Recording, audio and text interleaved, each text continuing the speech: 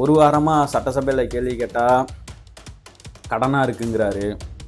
Piece கேரியரை பிடிக்கிட்டு போயிட்டாங்க அப்படிங்கிறாரு. Piece கேரியரை எங்கே பிடுங்கினாங்க? சென்னையில் பிடுங்கினா தஞ்சாவூர்காரனுக்கு எப்படி கரண்ட் இல்லாமல் போகும்? சென்னையில் தானே கரண்ட் இல்லாமல் போகும். ஒருத்தவங்க செங்கல்பட்டு கோர்ட்டில் கேஸ் கொடுத்துருக்குறாங்க. அவங்க புருஷனை காணான்னு தேடிட்டு கம்ப்ளைண்ட் கொடுத்துருக்காங்க அப்படின்னு சொல்லிட்டு. நான் என்ன கேட்குறேன்னா, இது உங்கள் குடும்ப சண்டை போடுற இடமா இல்லை சட்டசபையா? அது என்ன மேட்ருன்னே தெரியாமல் அது முடிஞ்சு யாரும் பேசாதீங்க, அது முடிஞ்சு மேகதா அணை பிரச்சனையை பற்றி பேசாதீங்க, முடிஞ்சு இதில் வேற சொல்லி கொடுக்குறாரு பெஞ்சு தட்டை, தட்டுங்கன்னு. எதுக்கு ஃபஸ்ட்டு சும்மா 40 நாள் என்ன சொன்ன பேப்பர் எடுத்து படிக்கிறது, படிச்சுட்டு எங்கே அவங்க அப்பாவை காணோம், கேள்வி கேட்ட கேள்விக்கு பதில் தெரியலை. அப்புறம் நம்ம சிஎம் பர்த்டே அன்னைக்கு சார் நம்ம கூட சொல்ல ஒரு வீடியோ போட்டு பர்த்டேக்கு அதை பார்த்துக்குங்க. பர்த்டே வீடியோவுக்கு அங்கிளுக்கு நான் முன்னாடி யூஸ் பண்ணியிருக்கேன். இதுக்கு மொதல் வீடியோவை பர்த்டே வீடியோவுக்கு அதை பார்த்துக்கேன். அனைவருக்கும் வணக்கம். இன்றைக்கி சென்னை கலைவாணர் அரங்கத்துலேருந்து ஒரு லெட்ரு ஒன்று பார்த்தேன். என்ன அப்படின்னா, கலைவாணர் அரங்கத்துலேருந்து ஒரு லெட்ரு ஒன்று எழுதியிருக்கிறாங்க. என்ன அப்படின்னா, இன்றைக்கி ஒரு 300 சொச்சம் பேத்துக்கு நாங்கள் புதுசாக போஸ்டிங் போட போகிறோம். அரசு விழா நடக்க போது, எதிர்கட்சி தலைவர்கள், சட்டமன்ற உறுப்பினர்கள், அமைச்சர்கள் நிறைய பேர் வருவாங்க. மின் வாரியத்துக்கு ஒரு வேண்டுகோள், தயவு செய்து கரண்ட்டை பிடுங்கிடாதீங்க. ஆட்சி யாரோட ஆட்சின்னே இன்னும் எனக்கு தெரியலை. யாரோட ஃபங்க்ஷனுக்காக எதுக்காக கரண்ட் கட் ஆகுது? ஒரு வாரமாக சட்டசபையில் கேள்வி கேட்டால் கடனாக இருக்குங்கிறாரு. பீஸ் கேரியரை பிடிங்கிட்டு போயிட்டாங்க அப்படிங்கிறாரு. பீஸ் கேரியரை எங்கே பிடுங்கினாங்க? சென்னையில் பிடுங்கினா தஞ்சாவூர்காரனுக்கு எப்படி கரண்ட் இல்லாமல் போகும்? சென்னையில் தானே கரண்ட் இல்லாமல் போகும். அதுவும் காலையில் பீஸ் கேரியரை பிடுங்கினா எப்படி நைட்டு கரண்ட் இல்லாமல் போகும்? வாய்க்கு வந்ததை அடிச்சு விட்றது, ஏதோ ஒன்று சார்ஜிபிட்டியில் போக வேண்டியது. இன்னைக்கு என்ன இந்த பிரச்சனை, இதுக்கு என்ன சொல்யூஷன், அதே தான் போட்டுவிடு. இவங்க திட்டத்துக்கு பேர் வச்ச அத்தனை தாவேகா அரசு பேர் வச்ச அத்தனை பேரும் சார்ஜிபிட்டிலேருந்து எடுத்த பேர். ஜிபிடி கவர்மெண்ட் தான் நடக்குது. என்னத்தை சொல்றதுன்னு தெரியல. சட்டசபையில் சம்பவம் இப்படியா? சட்டசபையில் சம்பவம் எல்லாம் தெரிக்க விடுறாங்க. நேற்று எங்க அண்ணன் சட்டசபையில பண்ணிட்டாரு, உங்க அப்பாவை காணோன்னு தேடிட்டாருன்னு. 40 நாளா தமிழ்நாட்டில் என்ன நடந்துட்டு இருக்குன்னு கேள்வி கேட்டா, இவரை கேட்டா, ஆளுங்கட்சியை கேட்டா உங்க அப்பாவை எங்க காணோம், சம்பவம் பண்ணிட்டோமாங்கிறது. எதிர்கட்சியை கேட்டால் ஒருத்தவங்க செங்கல்பட்டு கோர்ட்டில் கேஸ் கொடுத்துருக்குறாங்க. அவங்க புருஷனை காணான்னு தேடிட்டு கம்ப்ளைண்ட் கொடுத்துருக்காங்க அப்படின்னு சொல்லிட்டு. நான் என்ன கேட்குறேன்னா, இது உங்கள் குடும்ப சண்டை போடுற இடமா இல்லை சட்டசபையா? நான் கேட்குறேன், இது குடும்பம் நடத்துகிற இடம், குடும்ப சண்டை பேசுகிற இடமா இல்லை சட்டசபையா? எனக்கு ஒன்றும் தெரியல. நேற்று முந்தின நாள் முதல்வர் அவர்களுக்கு பர்த்டே, நம்ம ஒரு வீடியோ போட்டோம், அதை ஒருத்தனும் பார்க்கல. ரொம்ப சந்தோஷம். ஒருத்தருமே பார்க்கல. அது அவங்க கண்ணில் எதுவும் சிக்காமல் போச்சான்னு தெரில. இன்னும் ஒரு கமெண்ட் கூட வராமல் இருந்துச்சு.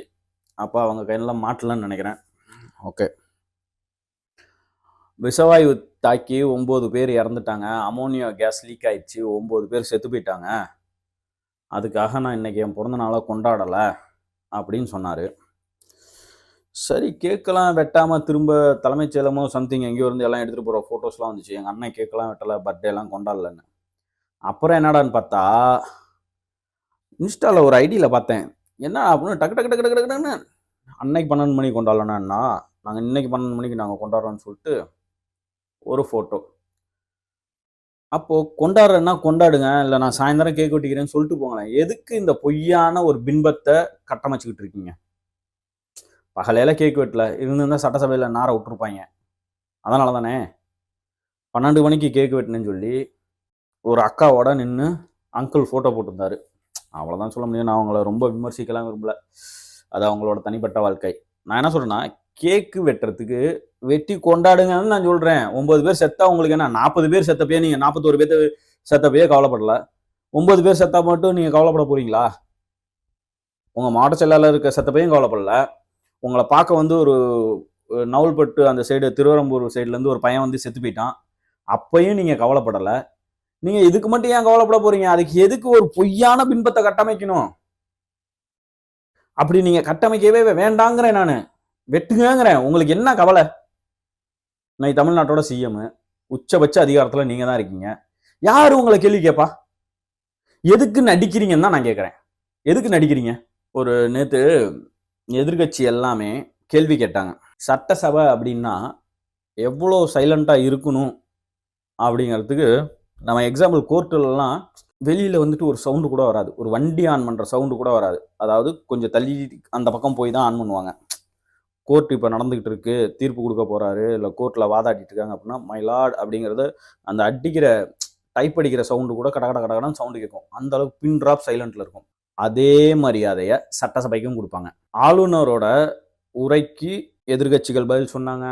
அதுக்கப்புறம் நீங்கள் அவங்கெல்லாம் போனதுக்கப்புறம் ஆப்போசிட் வாதத்தை வச்சாங்க. அவங்க போனதுக்கப்புறம் நீங்கள் 2 நாளாக பதில் சொல்லிக்கிட்டு இருந்தீங்க. எப்படி? உதயநிதி போனதுக்கப்புறம் ராஜ்மோகன் பதில் சொல்கிறாரு. நேற்று திரும்பவும் அவங்க வெளிநடப்பு செஞ்சுட்டு அவங்க திரும்பவும் வீட்டுக்கு போயிட்டு டிவியில் பார்க்குறாங்க. நீங்கள் திரும்பவும் பதில் சொல்லிட்டு இருக்கீங்க. சட்டசபையில் கேள்வி கேட்டால் சட்டசபையில் அவங்க இருக்கும்போதே பதில் சொல்லுங்க சார். அவங்க வீட்டுக்கு போனதுக்கப்புறம் நீங்கள் பதில் சொல்லி எதுக்கு சார்? அனைத்து இந்திய அண்ணா திராவிட முன்னேற்ற கழகம் ஒரு தீர்ப்பு வாங்கி வச்சிருக்கு. மேகதாட்டு அணை விவகாரத்தில் ஏற்கனவே அனைத்து இந்திய அண்ணா திராவிட முன்னேற்ற கழகம் ஒரு கேஸ் போட்டு அதுக்கு தீர்ப்பு வாங்கி வச்சிருக்கு. என்னன்னு, காவேரி ஆரம்பிக்கிறவங்களுக்கு எது இருக்குதோ இல்லையோ, ஆனால் அது எங்கே போய் பாஞ்சு எங்கே போய் கடலில் கலக்குதோ அந்த ஸ்டேட்டுக்கான முழு உரிமையும் இருக்கிறது. காவேரிக்கு நடுப்புற ஒரு செங்கலை கூட நடக்கூடாது அப்படின்னு சொல்லி நாங்கள் தீர்ப்பு வாங்கி வச்சிருக்கிறோம். அந்த தீர்ப்பு இருக்கும்போதே அப்புறம் அன்னைக்கு வேற ஃபயர் விட்டாங்க. அதுக்காக தான் எடப்பாடி ஐயார் வந்துட்டு மனசு தாங்கலை, ஆதங்கத்தில் தான் அன்னைக்கு எந்திரிச்சு வெளிநடப்பு செஞ்சது. அது என்ன மேட்ருன்னே தெரியாம அது முடிஞ்சு யாரும் பேசாதீங்க, அது முடிஞ்சு. மேகதாட் அணை பிரச்சனையை பத்தி பேசாதீங்க, முடிஞ்சு. இதுல வேற சொல்லி கொடுக்குறாரு பெஞ்சி தட்ட, தட்டுங்கன்னு. எதுக்கு ஃபர்ஸ்ட் என்ன எதுன்னு ஃபர்ஸ்ட் ஏதாவது கொஞ்சமா சொல்லி கொடுங்க. சரி, அவர் தான் சொல்லி கொடுக்குறாருல தட்டுறதுக்கு வேற. ஆமா, அன்னைக்கு அப்படிதான் எங்க அண்ணன் தீர்மானத்தை நிறைவேற்றிட்டாரு, தீர்மானம் ஏற்றிட்டாரு மேகதாட்டில் அணை கட்டுறதுக்கு பற்றி அப்படின்னு சொல்லி ஃபயர் விட்றாங்க. மெசேஜ் மேலே மெசேஜ். எங்கள் அண்ணன் பற்றியா வந்து ஃபஸ்ட் டைம், டேய் உங்கள் அண்ணன் செஞ்சது 5வது வாட்டிடா. 2 வாட்டி ஓபி வந்துட்டு முதல்வராக இருக்கும்போதே ஓபியே 2 வாட்டி, ஐயா எடப்பாடியார் 1 வாட்டி, ஸ்டாலின் 1 வாட்டி, 4 வாட்டி ஆல்ரெடி பண்ணியாச்சு, தீர்மானம் ஏற்றியாச்சு. இது உடனே வந்துட்டு 5வது வாட்டி ஏற்றி இருக்கிறாரு தீர்மானம். என்ன நடக்குதுன்னே தெரியாது. அதாவது இவங்களை எப்படின்னா, தமிழ்நாட்டிலே இப்போதான் முத ஒருத்தர் ஜெயிச்சு சிஎம் ஆயிருக்காரு. எப்படி சொல்றது, தமிழ்நாட்டிலேயே இப்போதான் ஒரு மந்திரி சபை அமைஞ்சிருக்குது.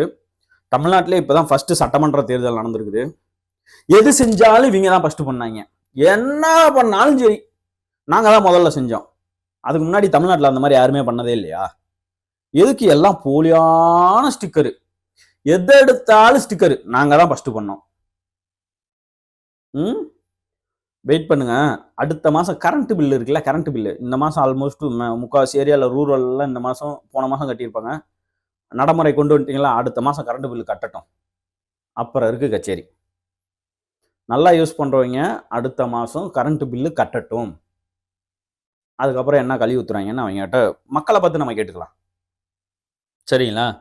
சட்டசபை கேள்வி கேட்கும்போது எந்த கேள்வி கேட்டாலும் பதில் சொல்றது முதல்வரோட துறைன்னு இருந்துச்சுன்னா முதல்வர் தான் பதில் சொல்லணும். முதல் போட்ட அமைச்சர்லாம் பதில் சொல்லக்கூடாது. சட்ட ஒழுங்குக்கு அமைச்சர் யாரு? பெண்கள் நலன் குழந்தைகள் நலனுக்கு அமைச்சர் யாரு? சட்டசபையில எதிர்கட்சிக்காரங்க நிறைய கேள்வி வச்சாங்க. 5 ஏக்கருக்கு உள்ள இருந்தவங்களுக்கு இருக்கிறவங்களுக்கு முழுசா கடன் தள்ளுபடியும், 5 ஏக்கருக்கு மேல இருக்கிறவங்களுக்கு 50% கடன் தள்ளுபடியும் சொன்னது யாரு? அப்புறம் எதுக்கு வந்து வந்து வந்து வந்து மாத்தி மாத்தி பேசுறீங்க? ஆனா உனானா திமுக, அதிமுக, ஆனா உனானா திமுக, அதுக்கு முன்னாடி இருந்தவங்க. சரி, நீங்க தான் வந்துட்டீங்கல்ல, இப்போ எதுக்கு காரணம் சொல்றீங்க? இன்னைக்கு தமிழ்நாட்டோட சிஎம் யாரு எனக்கு தெரியல. நீங்க தானே sir CM sir, CM Vijay sir, நீங்க தானே சார். சும்மா 40 நாள் என்ன சொன்ன பேப்பர் எடுத்து படிக்கிறது, படிச்சுட்டு எங்க அங்க அப்பாவை காணோம், கேள்வி கேட்ட கேள்விக்கு பதில் தெரியல. அப்புறம் நம்ம சிஎம் பர்த்டே அன்னைக்கு, சார் நம்ம கூட சொல்ல ஒரு வீடியோ போட்டிருந்தோம் பர்த்டேக்கு, அதை பார்த்துக்குங்க. பர்த்டே வீடியோவுக்கு அங்கிளுக்கு நான் முன்னாடி யூஸ் பண்ணியிருக்கேன். இதுக்கு வீடியோவா பர்த்டே வீடியோவுக்கு, அதை பார்த்துக்குங்க. பர்த்டே அன்னைக்கு தமிழகத்தில் இருக்கிற எல்லா ஸ்கூல்லையும் பல இடத்துல பல சம்பவம் நடந்துச்சு.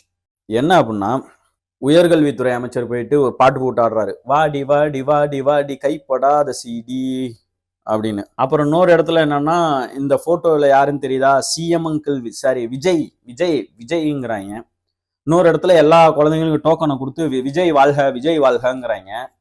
இன்னொரு இடத்துல பாத்தீங்க அப்படின்னா, அவர் மாதிரியே ஒரு டிராயிங் வரைஞ்சி கிரவுண்ட்ல அவ்வளோ வெயில்ல பசங்களை உட்கார வைக்கிறாங்க. நீங்க என்ன சுதந்திர போராட்ட தியாகியா? ஏன் சார்? இல்ல விவசாயிகளுக்காக ஒரு 100 நாள் நின்று ஒரு போராட்டம் பண்ணி கொடுக்குறேன்னு சொன்னதே ஒழுங்கா லோனை தள்ளுபடி பண்ணல. நீங்க நீங்க என்ன அவ்வளவு பெரிய தியாகியான்னு கேக்குறேன். இல்ல காவேரிக்காக கர்நாடகா தண்ணி தரல, அதனால நான் பெங்களூர்லயோ இல்ல ஒசூர் பார்டர்லயோ நான் போயிட்டு போராட்டம் பண்ணீங்களா? அவ்வளவு நெல்லு மூட்டை போய் நினைஞ்சிருக்குது.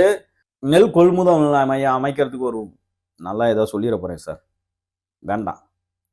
உங்க ஸ்டைல்ல சொன்னா நல்லா எனக்கு வாயில வந்துடும். எதுக்கு சார் அவ்வளவு பெருசா போட்டோ வரைஞ்சி உங்க டிராயிங் வரைஞ்சி அதுக்கு பசங்களை உட்கார வைக்கிறீங்க அவ்வளவு வெயில்ல? பிள்ளைங்க படிக்க அனுப்புனாங்களா இல்ல உங்களுக்கு அந்த டிராயிங்ல வெயில்ல உட்கார வைக்கிறதுக்கு அனுப்புனாங்களா? இந்த ஸ்கூல் நிர்வாகமும் உடந்த. தமிழ்நாட்டிலேயே இப்போ ஒரு ஸ்கூலுக்கு ஒரு புதிய தேசிய கீதம் ஒன்று வந்திருக்குது. என்ன சொல்றதுன்னே எனக்கு தெரியல. 2ல் 1 அந்த பிள்ளைங்களையும் பாட வச்சு பாடுறாங்க.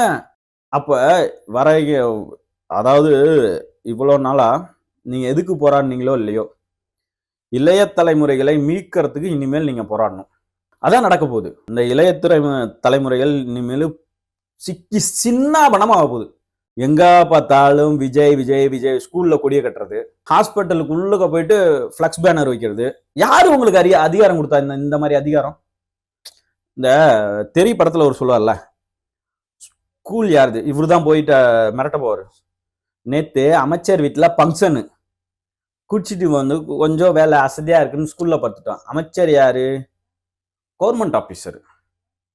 அவங்க கவர்மெண்ட் ஆபீஸ் அமைச்சர் கூட இருக்கவங்க எல்லாம் யாரு? நாங்கெல்லாம் என்னது அரசாங்கத்துக்கு நெருங்கியவர்கள். அதனால்தான் ஸ்கூல்ல பத்திருக்கோம். ஒருத்தங்க என்னன்னா ஸ்கூல்ல உடைச்சிட்டு போயிட்டு நைட்ல அங்க போய் பர்த்டே பார்ட்டி. விளங்கிரும் தமிழ்நாடு. நன்றி.